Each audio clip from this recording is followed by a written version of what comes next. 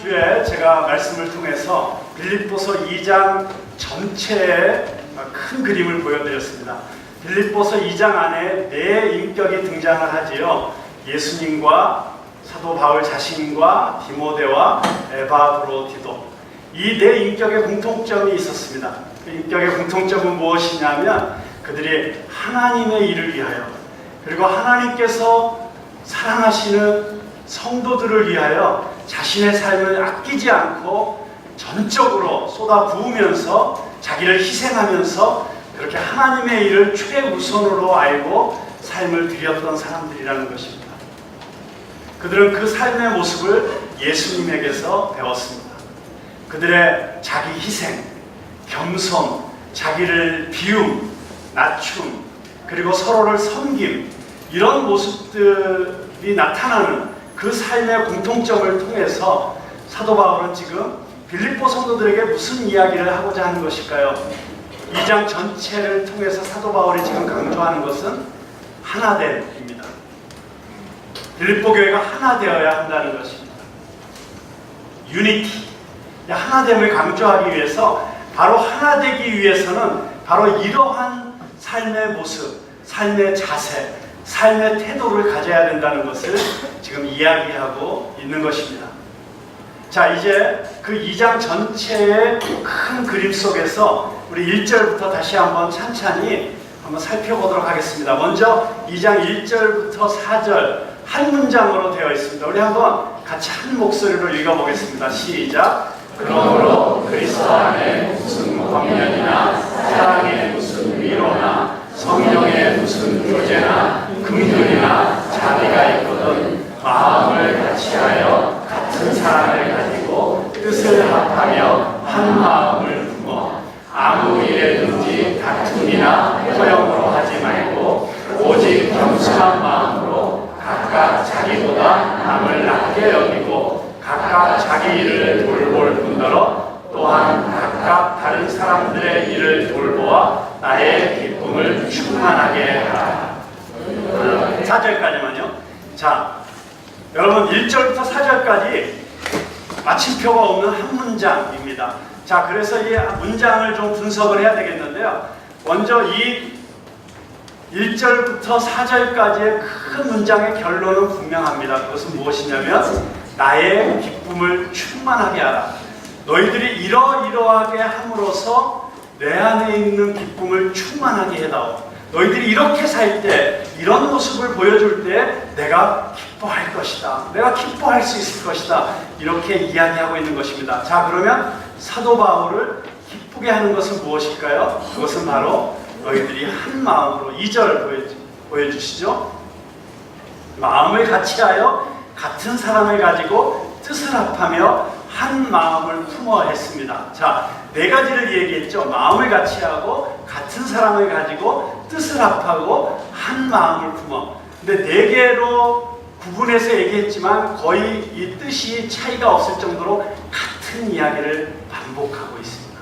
무슨 뜻이냐면 내가 너희들에게 바라는 것은 첫째도 하나 되며 둘째도 하나 되며 셋째도 하나 되며 넷째도 하나 됩니다. 하나 되라고 강조하고 있는 것입니다. 여러분, 하나 된다는 것이 얼마나 중요합니까? 교회의 하나됨도 중요합니다. 근데 교회뿐입니까?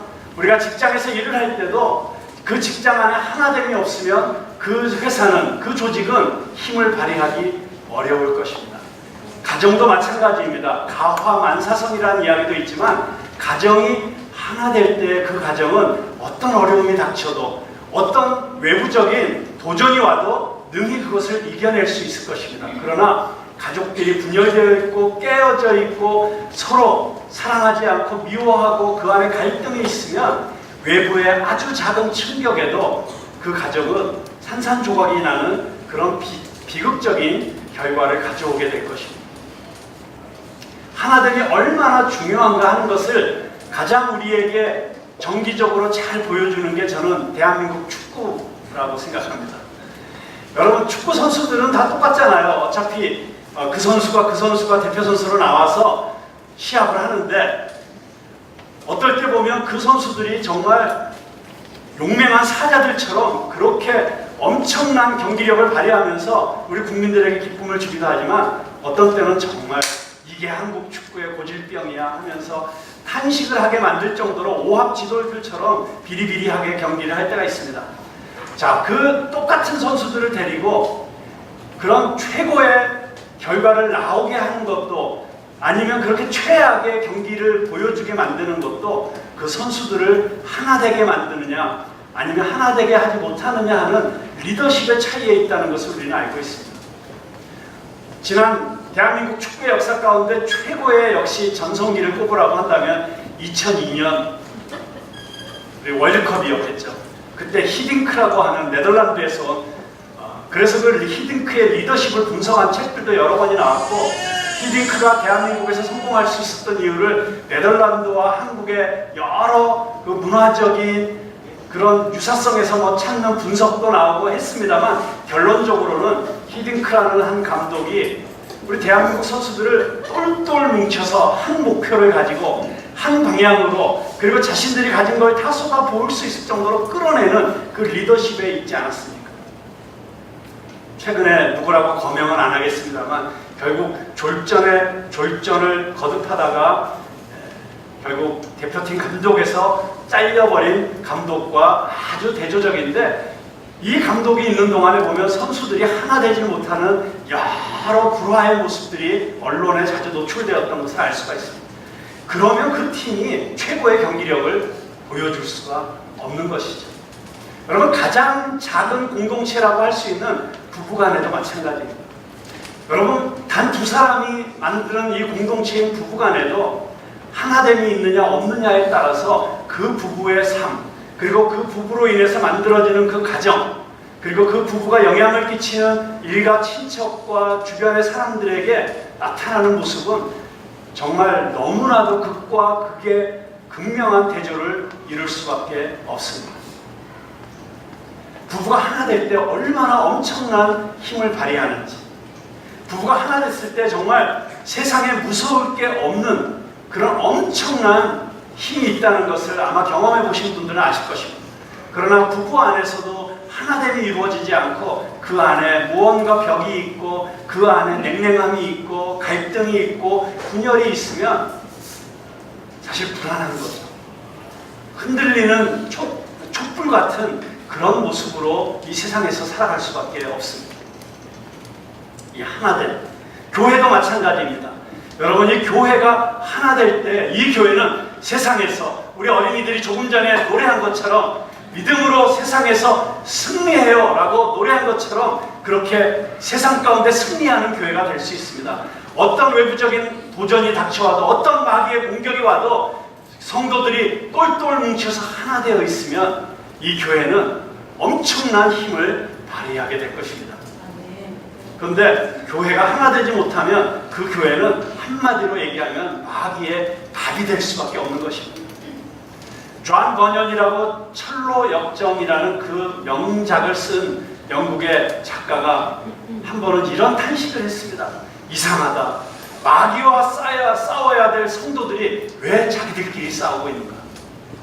여러분 마귀와 힘을 합쳐서 마귀와 싸우기 위해서 똘똘 뭉쳐서 하나가 될 성도들이 서로 싸우고 있다면 서로 갈등하고 있다면 이미 그 싸움은 해보나 마나 깨지고 패배하는 싸움이 될 수밖에 없다는 것입니다. 저는 우리 푸른나무 교회가 모든 성도들이 성령 안에서 그리스도의 사랑 안에서 온전히 하나 되는 교회가 되기를 주님의 이름으로 축원합니다. 여러분 한번 생각해 보세요. 지금 이 자리에 약 150명 정도의 성도들이 늘 평균적으로 예배를 드리고 있습니다. 여러분이 잘 아시는 것처럼 우리 푸른나무교회 성도들은 다 일당백이라는 얘기를 들어도 손색이 없을 정도의 탁월한 여러 다양한 재능과 은사와 개성을 지니신 분들입니다. 우리 푸른나무 성도들이 진짜 개성이 특별하다는 거 여러분 다 인정하시죠? 자기 자신을 보시면 알 거 아니에요. 어디 가서 웬만해서는 튀지 않기가 어려우신 분들이시잖아요. 네, 그런 분들이 이렇게 한 교회 공동체 안에 이렇게 모여 있을 수 있다는 것도 참 기적이라고 하시는 분들도 많이 있습니다. 근데 여러분, 한 분 한 분이 이렇게 엄청난 잠재력을 가진 사람들이 모여 있는데 이 사람들이 하나가 되기만 하면, 한 비전을 향해서, 한 목표를 향해서 하나가 되기만 하면 못할 일이 없는 공동체가 될 줄로 저는 믿습니다. 그런데 이 대단한 은사와 재능과 개성이 하나 되지 못하면 우리 교회는 앞으로 나아갈 수가 없는 거예요. 서로 자기를 주장하고 자기 개성을 주장하고 자기 색깔을 주장하는 것이 부딪히기 시작하면 이 갈등과 혼란을 수습하는데 모든 에너지를 다 쏟아부어야만 겨우 평안하게 갈 수 있는 그런 교회로 남을 수밖에 없습니다. 우리가 하나 되어야 될 줄로 믿습니다. 자, 그런데 그렇게 하나 되기 위해서는 무엇이 필요할까요? 사도 바울은 빌립보 성도들을 향해서 너희들이 그렇게 마음을 같이하고 같은 사랑을 가지고 뜻을 합하고 한 마음을 품기 위해서는 이런 것이 필요하다라고 1절에서 이야기하고 있습니다. 거기서도 4가지를 이야기하고 있는데요. 첫째는 권면입니다. 권면. 그리스도 안에 무슨 권면. 권면이라는 것은 영어 성경으로는 NIV에는 encouragement, 격려라고 되어 있습니다만은 어떤 사람을 도와주고 힘을 주고 그가 일어서고 용기를 가질 수 있도록 그렇게 좋은 말로 도와주는 것을 권면이라고 할 수 있습니다. 말씀의 진리를 통해서 격려하는 것입니다. 올바른 길을 선택할 수 있도록, 힘이 빠졌을 때 용기를 낼 수 있도록, 그가 혹시 악한 길로 가고 있으면 그 악한 길에서 떠날 수 있도록, 잘못된 길로 가고 있으면 그 길을 돌이킬 수 있도록 주님의 사랑을 가지고 겸손한 태도를 가지고 그 사람에게 올바른 진리의 말씀을 전해주는 것, 그것을 권면이라고 하는 것입니다. 여러분, 이 권면이 교회 공동체 안에서 얼마나 중요한 것입니까?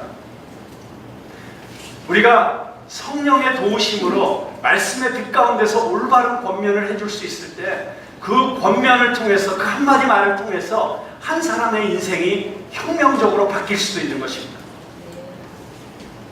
제가 알고 있는 어떤 한 자매님은 결혼을 했는데 결혼하기 전에는 전혀 드러나지 않던 남편의 아주 포악한 성격이 드러나는 거예요. 결혼하기 전에 전혀 알지 못했던 전혀 새로운 배우자의 모습 때문에 깜짝 놀라신 분이 한두 분이 아니시죠. 그런데 이 자매는 남편이 굉장히 폭력적이라는 사실을 결혼하고 나서 발견한 거예요. 쉬지 않고 시시때때로 남편이 툭하면 손찌검을 하고, 그리고 불같이 화를 내고 문을 박차고 집을 나가버리고 폭언을 하고 뭐 이런 거에 견딜 수가 없어가지고 참다가 이혼 외에는 길이 없다, 이렇게 마음을 먹고 이제 이혼 서류에 도장만 찍는 것만 남아있다고 생각하고 있었을 때 친구의 권유로 교회를 나오게 되었습니다. 그리고 교회에 나오면서 소그룹에 참여하게 되었어요. 정말 마지막이라고 생각하고 이 소그룹에 한 4번만 참석해보고 그리고 답이 없으면 이혼한다, 이렇게 생각하고 참여했는데 그 소그룹 가운데서 성도들이 비슷한 경험을 갖고 있는 성도들이 자기는 어떻게 그것을 믿음으로 극복했는지, 말씀으로 극복했는지, 이것들을 서로 나누는 가운데 한 사람이 이런 권면을 해주었어요. 자매님, 결혼의 목표는 행복이 아니고 거룩이에요. 우리가 행복을 추구하면 그 결혼 생활은 어려워질 수밖에 없어요.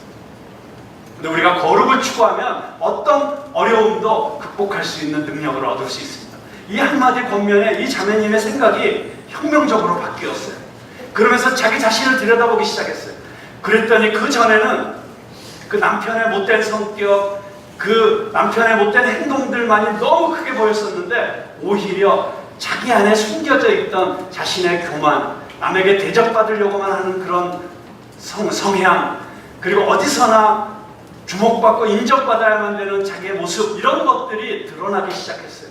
십자가의 빛 앞에서 자기 자신을 보면서 이제는 남편의 문제가 커 보이는 것이 아니라 내 문제가 어떤 것이었구나 하는 것을 보면서 오히려 자기 자신의 삶이 바뀌어가기 시작했어요.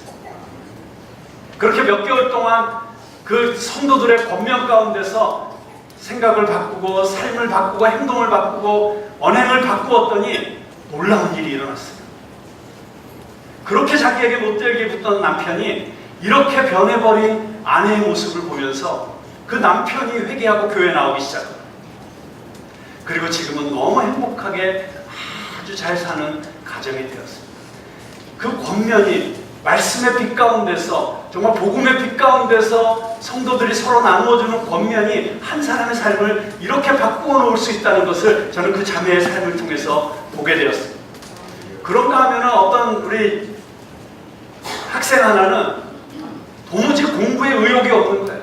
공부할 의미도 없고 내가 왜 공부를 해야 되냐고, 그렇게 게임이나 하고 핸드폰이나 하고 스마트폰에 중독이 되고 이렇게 살던 친구가 어느 날 선배 형님이 붙잡아 놓고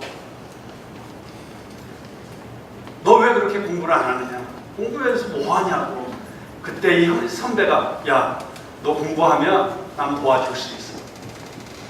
공부하면 다른 사람을 위해서 살 수 있어. 무언가 줄 수 있는 사람이 돼. 공부해서 남주작 따라해봐. 공부해서 남주작. 이런 정신으로 살아야 돼. 이런 정신으로 공부해야 돼. 돈 벌어서 남주작. 이런 정신으로 살아야 돼. 이 한마디 권면에 정신이 번쩍 들어가지고 그 뒤로 열심히 공부를 해서 서울의 유명한 대학의 법대에 가서 지금은 법관이 되었다는 그런 학생의 이야기를 제가 들었습니다. 그렇습니다.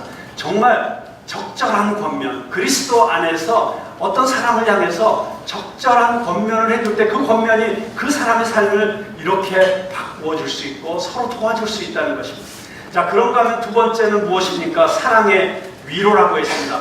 권면이 그가 올바른 길을 갈 수 있도록 이렇게 말로 도와주는 것이라면, 위로는 그렇게 스스로 할 수 있는 힘이 없을 때, 완전히 낙심해 있을 때, 정말 디프레션에, 우울증에 빠져 있을 때, 내 힘으로 어떻게 할 수 없는 사람, 그 슬픈 마음을 할 수 없을 때 그를 사랑으로 위로해 주는 것이라고 할 수 있습니다.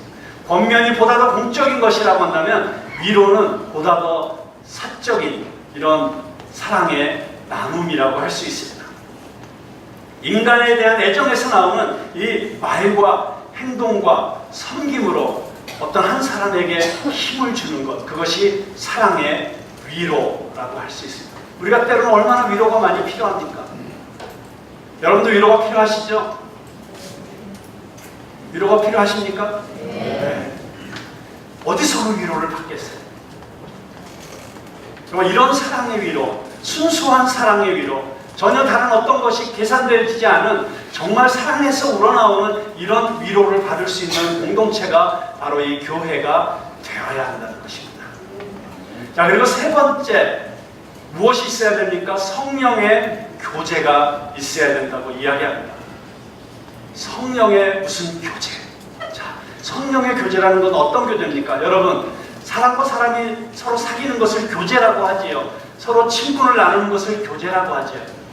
근데 그 교제가, 어떤 교제가 가장 뜨거운 교제이고 어떤 교제가 사람과 사람 사이를 가장 가깝게 해주는 교제가 될 수 있습니까? 어떤 사람은 운동을 통해서 교제를 합니다. 어떤 사람은 골프만큼 좋은 사교의 수단, 교제의 수단이 없다고 얘기합니다. 왜냐하면 몇 시간을 계속 같이 걸어야 되니까. 그러면서 이야기를 나누면 너무 좋다고 생각합니다. 또 어떤 사람은 같이 먹고 마시는 것보다 더 좋은 교제가 없다고 합니다. 어떤 사람은 서로 책을 읽고 나누는 이런 지적인 교제가 정말 고상한 교제라고 이야기하는 사람도 있습니다. 뭐 여러 가지 교제가 다 장단점이 있겠죠. 그러나 그 어떤 교제보다도 우리에게 필요한 교제는 성령의 교제입니다. 성령님이 맺어주시는 교제, 그리고 성령님이 역사하시는 교제, 성령의 도우심으로 성령이 주시는 지혜와 성령께서 이끄시는 성령의 열매로 나타나는 사랑과 희락과 온유와 겸손과 이런 것들을 통해서 서로 맺어지는 이런 교제. 이 교제처럼 강력한 교제는 없습니다. 교회 성도들이 어떻게 하나가 될 수 있습니까? 교회 안에서도 성도들이 친해져야 된다고, 그래서 야유회도 하기도 하고 체육대회를 하기도 하고 또 어떤 교회는 성도들끼리 둘러앉아갖고 고스톱도 치고 뭐 이러면서 끈끈해져야 된다고, 일단 뭐 친해져야 된다고 그렇게 하는 교회들도 있다고 들었습니다만은, 그러나 그 어떤 것도 성령의 교제가 주는 이런 놀라운 교제의 능력을 넘어설 수 있는 교제는 없습니다. 여러분, 성령님께서 도와주시는 교제, 성령께서 역사하시는 교제에는 엄청난 힘이 있습니다. 제가 가끔씩 그런 걸 느껴요. 제가 기도하다 보면 가끔씩 이렇게 기도하는데 성령님께서 누군가를 딱 떠오르게 하실 때가 있습니다. 어떤 사람을 떠오르게 하면 그 사람을 위해서 기도를 해요. 근데 기도하는데 마음속에 계속 그에게 전화를 해야 되겠다는 그런 마음의 감동이 생깁니다. 그래서 그 성령의 인도하심에 순종해서 전화를 딱 걸면 많은 일들이 있어요. 어떤 때는 전화 딱 걸었는데 갑자기 제 목소리를 듣자마자 목사님 하면서 갑자기 눈물을 뚝뚝 흘리는 성도도 있어요. 제가 뭐 그렇게 대단하다고 제 목소리 듣고 눈물을 흘리겠어요. 그런데 딱 그 타이밍이 누군가로부터 위로와 격려의 전화를 받아야만 되는 그런 딱 상황 가운데 있었던 거예요. 근데 성령님께서, 그래서 여러분께서도 여러분이 성령 안에 거하는 사람이라면, 성령님과 동행하는 사람이라면 성령님께서 어떤 감동을 주실 때 즉각 순종하십시오. 괜히 누군가에게 전화 걸어야겠다, 또는 누군가를 좀 찾아가 봐야겠다, 이런 마음이 들면 순종하시면 거기서 우리가 상상할 수 없었던 놀라운 역사들이 나타나는 것을 경험하게 됩니다. 제가 훈련을 받았던 DTS를 받았던 YM이라고 하는 예수전도단이라고 하는 선교단체에서는 플로잉이라는 훈련을 시켜요. 그거는 자기 물질을 다른 사람들과 나누게 하는 훈련이에요. 어차피 다 선교사적인 삶을 살아야 되기 때문에 그 물질을 쓰는 것도 선교사처럼 써야 된다고 그런 훈련을 시키는 거예요. 그래서 가끔은 그냥 괜히 사람들 모아놓고, 자, 여러분 기도해 보시고 내가 갖고 있는 것 중에 무엇을 누군가에게 줘야 되는지 기도해 보십시오. 그러면 기도하는 가운데 하나님께서 어떤 물건을 또는 현금을 누굴 줘라, 이런 마음을 주세요. 그러면 그냥 찾아가서 주는 그런 훈련도 시키는 거예요. 근데 여러분 그런 경험 못 해보셨어요? 괜히 누군가에게 어떤 액수까지도 생각이 나면서 헌금을 해야 되겠다는 그런 마음이 들 때 정말 그거에 대해서 순종하고 헌금을 하면 그 사람에게 있어서는 딱 그만큼의 물질이 너무나도 필요했고, 정말 하나님께서 하나님의 방법으로 공급해 주실 거라는 약속 가운데서 기다리고 있었던 그런 경우들이 많이 있습니다. 우리가 물질을 이렇게 플로잉 할 때나, 또는 누군가에게 전화를 걸어서 말로 위로를 할 때나, 우리가 성령 안에서 교제하면 이런 놀라운 역사들이 생기는 것입니다. 그러니까 성령님께 순종하고 성령님의 인도하심을 따라서 살아가면 그건 놀라운 것입니다. 정말 여러분, 성령님 안에서 성령의 인도하심을 따라서 살아가는 삶이 얼마나 재미있고 얼마나 익사이팅한지 여러분들이 다 경험하고 맛보실 수 있기를 간절히 소망합니다. 네 번째 필요한 것이 무엇이냐면 긍휼이나 자비입니다. 영어로는 compassion and mercy. 자, 긍휼이라는 게 무엇입니까? 불쌍히 여기는 마음입니다. 자비라는 것은 무엇입니까? 그 불쌍히 여기는 마음으로 인해서 내가 누군가에게 베푸는 것이 자비입니다.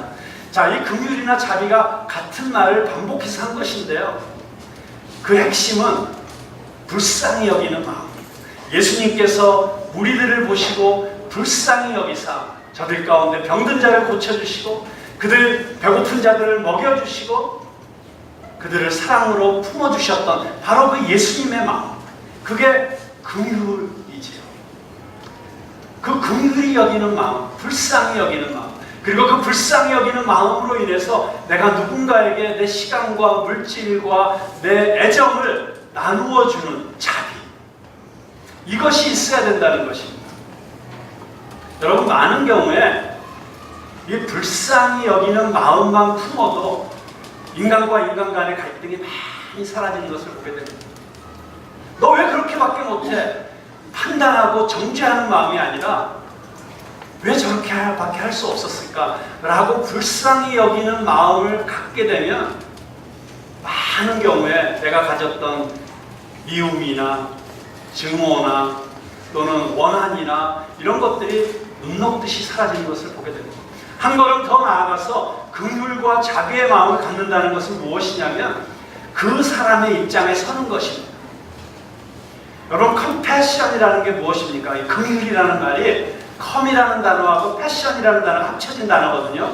컴은 함께라는 뜻입니다. 패션은 느끼다 또는 아픔을 느끼다라는 뜻이에요. 그러니까 무슨 얘기냐면 저 사람이 갖고 있는 문제, 저 사람이 갖고 있는 아픔을 내가 그 사람의 입장에서 똑같이 느껴주는 것입니다. 여러분, 영어에 understanding이라는 단어가 있잖아요. understanding, 이해하다. 여러분, 이해하다라는 게 무슨 말이에요? understanding, 그 사람 밑에 서 있는 것입니다. 다시 말하면 그 사람의 입장이 되어서 생각하는 것입니다. 여러분, 내 입장에서 판단하는 것이 아니라 그 사람의 입장에서만 생각해봐도 우리가 많은 경우에 많은 것을 이해할 수 있습니다. 아, 이렇게 될 수밖에 없었겠구나. 왜 저런 미친 짓을 하는지 내가 이해가 된다. 왜 저렇게밖에 못하는지, 왜 저렇게밖에 못 사는지 전에 볼 때는 참 한심하고 정말 손가락질 할 수밖에 없는 그런 입장에서 내가 그 사람의 입장이 되어보니까 이해가 되는 거예요. 내가 그 사람의 입장이 되기 전에는 참 이해할 수 없구나 라고 하는 것을 너무 드라마틱하게 보여주는 예를 우리 스티븐 컵이라고 그 성공하는 사람들의 7가지 습관이라는 책을 쓰신 분이 이런 예화를 들려줍니다. 어느 날 자기가 뉴욕의 지하철을 탔는데 조용한 지하철 안에 어떤 어린아이 하나가 막 소리를 지르고 뛰어다니고 난리법석을 치고 있는 거예요. 승객들이 다 그 아이를 쳐다보면서 도대체 가정교육을 어떻게 했기 때문에 쟤가 저러고 있을까? 더군다나 그 아버지는 그렇게 지하철 안에서 뛰어다니면서 난리법석을 치고 있는 그 자기 아들을 보면서 제지를 하거나 가르치질 않은 거예요. 그러니까 나중에는 사람들이 다 그 아버지를 보면서 눈짓을 하는 거예요. 아유, 저런 한심한 아버지가 어떻게 저럴 수가 있나. 그러다가 참다 못한 어떤 승객 한 사람이 그 아버지에게 말을 합니다. 아니, 좀 당신 아들이 저렇게 이 지하철 안을 소란스럽게 만드는데 뭔가 아버지로서 좀 해야 되지 않겠습니까? 그때 그 아버지가 너무 난감한 표정을 지으면서 이렇게 대답을 합니다. 네, 정말 죄송합니다. 근데 사실 조금 전에 막 저 아이의 어머니의 장례식을 마치고 지금 집으로 돌아가는 길입니다. 저도 저 아이에게 뭐라고 얘기해주고 싶은데 막 자기 어머니를 땅에 묻고 돌아오는 저 아들에게 내가 무슨 말을 해줘야 될지 참 저도 잘 모르겠습니다. 그 얘기를 듣는 순간 그 지하철 객실 안에 있던 사람들이 다 숙연해졌다는 것입니다. 우리가 그 사람의 진짜 사정을 알기 전에는 뭐 저런 아버지가 있어라고 손가락질 할 수밖에 없었지만 그 사람의 사정을 듣고 보니까 그럴 수도 있었겠구나 라고 이해할 수 있게 되었다는 것이죠. 저는 우리 성도들 안에 그런 마음의 태도가 필요하다고 생각합니다. 어떤 사람을 보고 판단하기 전에 먼저 왜 저런 모습을 보이고 있을까? 왜 저런 행동을 하고 있을까를 그 사람의 입장에서 이해해 주고자 하는 노력, 이것이 컴패션의 마음, 긍휼의 마음이라고 하는 것입니다. 자, 이렇게 보면 이 4가지가요 사실은 하나로 연결된 것이라는 것을 알 수 있습니다. 각각 다른 것 같지만 사실은 하나입니다. 왜요? 우리가 예수 그리스도의 마음, 즉 불쌍히 여기는 마음을 가지고 성령께서 주시는 지혜를 따라서 다른 사람들을 위로하고 격려하고 권면하는 것이 있어야 된다는 것입니다. 이게 결국 한 가지인 것이죠. 우리가 성도 간의 교제를 할 때 또는 가정에서 자녀들을 가르칠 때 부부간에도 서로 대화를 할 때 바로 이 성령께서 주시는 마음을 가지고 긍휼히 여기는 마음, 불쌍히 여기는 마음을 가지고 이해하는 마음을 가지고 서로 권면하고 서로 사랑으로 위로할 때 그때 온전한 하나됨이 이루어질 수 있다고 하는 것입니다. 제가 몇 년 전에 아주 굉장히 감동적인 글을 하나 읽었는데요. 바로 이런 격려, 이런 위로, 정말 한 사람의 영혼을 깊이 들여다보면서 정말 그 사람의 입장에서 생각하고 그 사람의 입장에서 행동했을 때 어떤 아름다운 일들이 일어날 수 있는지를 보여주는 아주 굉장히 감동적인 글을 읽었는데 여러분에게 소개하려고 합니다. 몇 년 전 4월 달이었습니다. 서울 서초동의 가정법원 청사 소년법정에서 있었던 어느 판결의 이야기입니다. 피고인 A양은 서울 도심에서 친구들과 함께 오토바이 등을 훔쳐 달아난 혐의로 법정에 서게 되었습니다.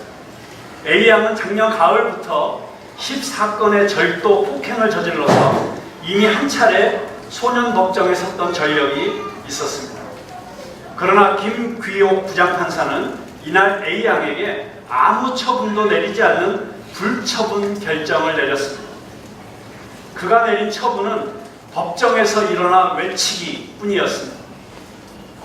김 판사가 다정한 목소리로 피고는 일어나봐 하고 말하자 어깨를 잔뜩 움츠리고 있던 A양이 쭈뼛쭈뼛 일어났습니다. 그러자 김 판사가 말했습니다. 자, 날 따라서 힘차게 외쳐봐. 나는 세상에서 가장 멋지게 생겼다. 예상치 못한 재판장의 요구에 잠시 머뭇거리던 A양이 나직하게 나는 세상에서라고 입을 뗐습니다. 자, 내 말을 크게 따라해봐. 나는 무엇이든지 할 수 있다. 나는 무엇이든지 할 수 있다. 나는 이 세상에서 두려울 게 없다.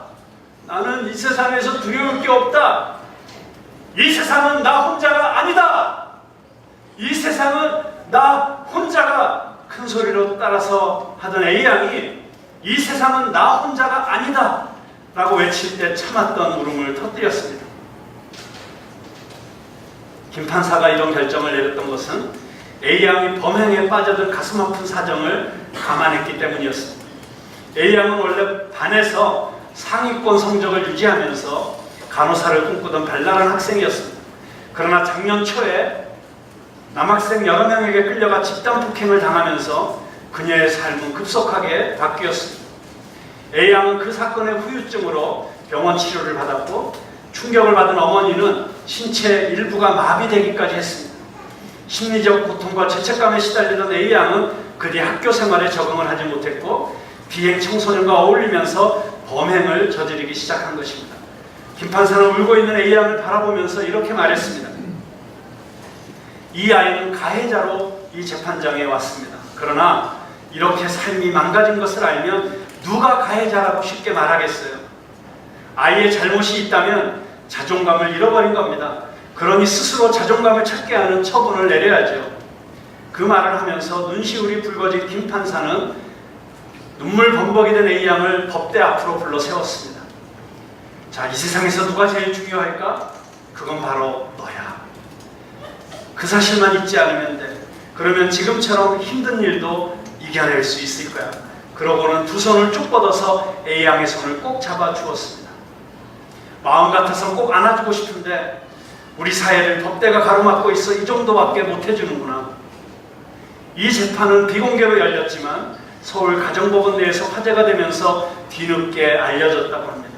법정에 있던 A양의 어머니도 펑펑 울었고 재판 진행을 돕던 법정 관계자들의 눈시울도 빨개졌다는 이야기입니다. 여러분, 저는 이 김귀옥 판사가 크리스찬인지 아닌지는 잘 모르겠어요. 아직도 잘 모릅니다. 그러나 이 판사의 마음속에 있었던, 그리고 그날 이 판사가 A양에게 이런 판결을 내리는 그 마음 가운데 저는 성령의 역사가 있었다고 믿습니다. 이런 마음으로 우리가 서로를 바라볼 수 있다. 이런 마음으로 우리가 서로를 이해할 수 있다면 이 세상은 정말 아름다운 세상이 될 것이고 우리가 살아가는 삶은 정말 많은 사람을 치유하고 회복시키는 그러한 인생을 우리가 살 수 있게 되리라고 믿습니다. 여러분 그렇습니다. 우리가 이 그리스도의 사랑을 품고 그리스도 안에서 권면하고 사랑으로 위로하고 긍휼과 자비의 마음을 품고 서로를 바라본다면 우리가 서로 품지 못할 사람이 누가 있겠습니까? 자, 이렇게 네 가지가 있다면 너희는 마음을 같이하여 하나가 되라고 사도 바울이 이야기하고 있습니다. 근데 여러분 여기서 우리가 한글 성경의 번역 때문에 조금 오해할 수 있는 게 있습니다. 그것은 무엇이냐면, 자, 너희가 이러이러한 것이 있다면 하나가 되고 만약에 이러이러한 것이 없다면 하나가 되지 말고, 이렇게 이야기하고 있는 것이 아닙니다. 지금 사도 바울의 이 표현은 굉장히 수사학적인 표현인데 오히려 이것을 강조하기 위한 것입니다. 여러분 안에 그리스도 안에 권면이 이미 있습니다. 여러분 안에 사랑의 위로가 있습니다. 여러분 안에 성령의 교제가 이미 있습니다. 여러분 안에 긍휼과 자비가 있습니다. 여러분은 그것을 이미 예수 그리스도로부터 받았고 하나님으로부터 받았고 그리고 성도들을 통해서 이미 충분히 그것을 받은 사람들입니다. 여러분들은 이미 그것을 가지고 있기 때문에 이제는 마음을 같이하여 하나가 되어야 됩니다라고 강조하고 있는 것입니다. 저는 우리 푸른나무 교회 안에 이미 사랑의 위로가 있는 줄로 믿습니다. 그리스도 안에 권면이 있는 줄로 믿습니다. 성령의 교제가 있는 줄로 믿습니다. 긍휼과 자비가 있는 줄로 믿습니다. 그렇다면 우리는 이제 그 기초 위에서 하나가 되어야 된다는 것입니다. 온전히 하나가 될 때 여러분 우리가 못할 일이 뭐가 있겠어요? 우리 이 개성이 있는 이 150명의 성도들이 똘똘 뭉쳐서 하나가 되면 못할 일이 뭐가 있겠어요? 어떤 목표라도 어떤 비전이라도 이루어낼 수 있을 줄로 믿습니다. 저는 지난 몇 년 동안에 우리 교회 삶 가운데 정말 그런 것들을 많이 경험했어요. 여러분 우리가 작은 일이었지만 우리가 1년에 한 번씩 청량리의 바포 공동체에 가서 노숙자들을 위해서 우리가 식사를 제공하자고 할 때 우리가 한 사람이 36,500원씩 100명이 힘을 모으면 365만 원, 1000명의 노숙자들을 먹일 수 있는 재정이 될 수 있습니다 라고 우리가 여기 살 때 제가 여러분들에게 한번 호소했을 때 그날 하루에 100명이 넘어가는 것을 보았습니다. 그런가 하면 우리는 작년에 2016년 리우 장애인 올림픽에 북한 선수단을 출전시키기 위해서 그때 그들의 항공료와 브라질에서의 체재비를 포함해서 10만 불이 필요한데 우리 이 작은 공동체에서 그 10만 불을 마련합시다.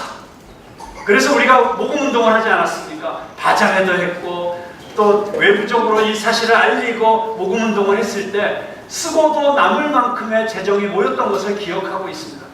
정말 저는 우리 푸른나무 교회 성도들이 갖고 있는 실력과 재능과 은사들을 한 방향으로 한 목표를 향해서 발휘하기만 하면 능치 못할 일이 없다고 믿습니다. 하나님께서 우리와 함께 하시고 성령 안에서 우리가 인도하심을 받아서 함께 나아가기만 한다면 저는 이 강남 땅 한복판에서 이 어려운 여건 속에서도 우리는 교회의 부흥을 이루고 이 교회의 성도들이 이 세상을 변화시키는 그런 시대적인 교회, 21세기의 역사에 흔적을 남기는 그런 교회가 될 수 있을 줄로 믿습니다. 자, 그렇게 하나가 되기 위해서 그런데 하지 말아야 될 것이 있다고 사도 바울은 권면하고 있습니다. 그것은 무엇이냐면 다툼이나 허영으로 하지 말라는 것입니다. 어떤 일을 하든지 다툼으로 하지 말고 허영으로 하지 말라는 것입니다. 다툼이나 허영, 서로 경쟁하고 희재기하고 힘겨루기하고 질투하고 시기하고 경쟁하고 하지 말라는 것입니다. 여러분 우리 이 빌립보 성도들을 향한 사도 바울의 권면은 우리 한국 성도들이 꼭 들어야 될 이야기라는 생각이 듭니다. 우리 한국 사람들의 그 DNA 가운데는 이 경쟁심이 있는 것 같아요. 물론 그게 대한민국의 경제 발전의 원동력이었다고 분석하고 있는 사회학자들이나 경제학자들도 있습니다. 남보다 못 살아서는 안 되는 그 기질. 네가 잘났냐? 나도 잘났다. 너 그만큼 살아, 나도 그만큼 살아. 네가 65평 살아, 나는 67평 살 거야. 뭐 이러면서 서로 경쟁하면서 어쨌든 이만큼 살게 되었다는 이야기도 있습니다만은, 그리고 이 각 도시들을 연구하는 학자가 우리 전 세계의 도시의 스피릿을 연구하면서 서울이라는 도시의 스피릿은 경쟁이다, 컴페티션이다, 이렇게 분석한 것이 나올 정도로 정말 어릴 때부터 입시 경쟁, 성적 경쟁, 모든 것을 경쟁 시스템 속에서 살아야 했던 우리들은 어쩌면 교회 안에서도 경쟁하는 것이 너무 자연스러운 일이 됐는지도 모르겠어요. 많은 걸 가지고 경쟁을 합니다. 그런데 여러분, 이 다툼이나 허영을 다른 말로 말하면 그게 교만입니다. 교만. 하나님이 가장 싫어하시는 것. 인간을 원죄에 빠지게 만들었던 것이 다 하나님과 같이 되려고 했던 교만이죠. 내가 더 높아지려고 하는 마음, 내가 더 다른 사람들에게 인정받고자 하는 마음, 내가 다른 사람들보다 더 많은 것을 가져야겠다고 생각하는 마음, 그것이 명예가 되었든지 물질이 되었든지 사랑이 되었든지, 그것을 다툼이나 허용으로 하지 말라고 하는 것입니다. 그리고 무엇이라고 이야기합니까? 오직 겸손한 마음으로. 교만의 반대말은 겸손이죠. 우리 기독교의 가장 큰 덕목은 사랑과 함께 겸손이라고 할 수 있습니다. 어거스틴의 제자들이 어느 날 성 어거스틴에게 와서 우리 기독교인에게 있어서 가장 필요한 것이 무엇입니까? 세 가지만 말씀해 주십시오. 그때 어거스틴이 이렇게 대답했다고 하지 않습니까? 첫째는 겸손이다. 둘째는 겸손이다. 셋째도 겸손이다. 그 정도로 우리 그리스도인들의 삶의 자세 가운데 가장 중요한 덕목은 겸손이라고 할 수 있습니다. 그 겸손한 마음으로 두 가지를 해야 되는데, 첫째는 자기보다 남을 낮게 여기라는 것입니다. 우리는 언제나 내가 너보다 낫다는 마음을 속으로 품고 있습니다. 내가 너보다는 더 봉사 많이 한다. 내가 너보다는 더 가정을 위해서 희생하고 있다. 여러분, 부부간에도 서로 간에 내가 너보다는 낫다는 마음으로 서로를 바라볼 때가 얼마나 많이 있습니까? 그게 은연중에 튀어나오는 말이 이런 말들이죠. 아이고, 네가 아버지 닮아서 그렇게 공부를 못하지. 네가 엄마 닮았으니까 그렇게 칠칠하지. 라고 하는 말들이 툭툭 튀어나오는 것이죠. 야, 거꾸로 이렇게 말해야 되죠. 부인은, 야, 네가 아빠 닮아서 그렇게 공부 잘하는구나. 아빠는, 야, 네가 엄마 닮아서 이렇게 정리를 잘하는구나. 서로 이렇게 얘기해줘야 되는데 거꾸로 말이 툭툭 튀어나올 때가 얼마나 많이 있습니까? 그건 다 속에서 뭐예요? 내가 남편보다 낫다. 내가 아내보다 낫다. 내가 그래도 우리 집안을 위해서 남편보다는 내가 더 시간을 많이 쓰고 내가 더 희생한다. 내가 자식을 키우는데 나 혼자 고생하고 있다. 이런 생각을 은연중에 갖고 있는 것이죠. 교회에서도 마찬가지 아닙니까?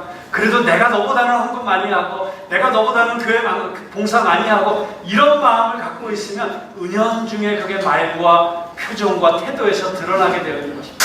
사도 바울은 뭐라고 얘기합니까? 교회가 하나 되기 위해서 두 가지를 해야 되는데, 첫째는 나보다 남을 낫게 여기라는 것입니다. 그게 겸손한 마음이죠. 자, 우리 서로 옆에 있는 분들하고 이렇게 얘기하시겠습니다. 저보다 나으십니다. 저보다 잘생기셨습니다. 저보다 더 봉사 많이 하십니다. 서로가 서로를 더 낮게 여기는 가운데 그 안에 평화가 있고 감사가 있고 기쁨이 넘쳐나게 된다고 하는 것입니다. 두 번째는 무엇입니까? 각각 자기 일을 돌아볼 뿐더러 또한 다른 사람들의 일을 돌아보라고 했습니다. 여러분, 이것은 무엇입니까? 그냥 나 하나 잘 살다고 끝나는 것이 그리스도인이 아니라는 것입니다. 그냥 내가 내 의무 다 했다고 끝나는 것이 아니라는 것입니다. 거기서 한 걸음 더 나아가서 나보다 못한 사람, 나보다 더 못 이룬 사람, 나보다 못 해내는 사람들의 몫까지도 내가 해낼 마음을 가지라는 것입니다. 다른 사람들이 뭔가 처져 있을 때 그 사람을 끌어당겨서 나와 같이 갈 수 있게 해주자는 것입니다. 나 혼자서 100m를 가는 것보다 여럿이서 함께 1m를 전진하자는 마음으로 가자는 것입니다. 그렇게 서로의 일을 돌아볼 줄 아는 마음의 여유 그리고 배려를 가져야 된다는 것입니다.